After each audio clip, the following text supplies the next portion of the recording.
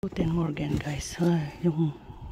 Yung car namin, tignan mo, punong-puno na ng snow.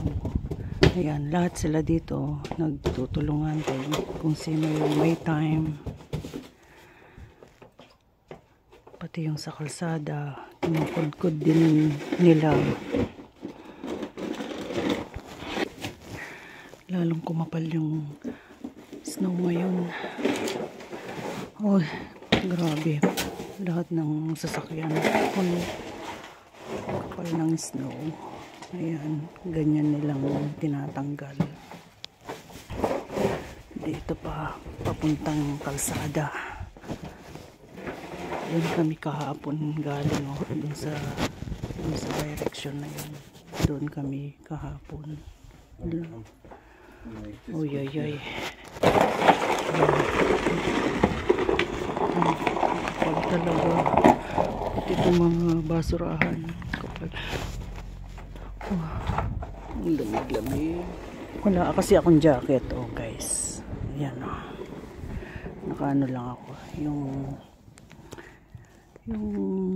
mainit din sa katawan pero parang t-shirt lang.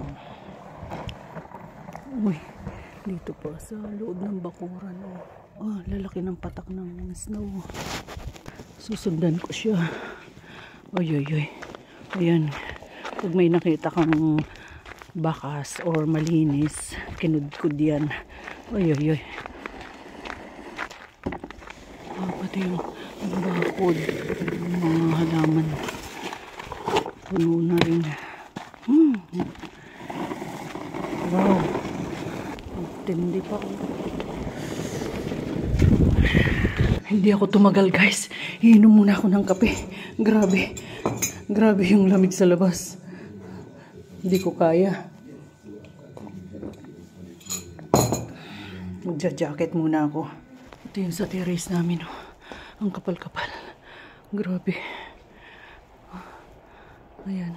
Pati yung pine tree makapal na rin ang ice niya. Ang snow niya. Ayan. Naku, pati itong mga release ng itong sa balcony puno na rin ng ice.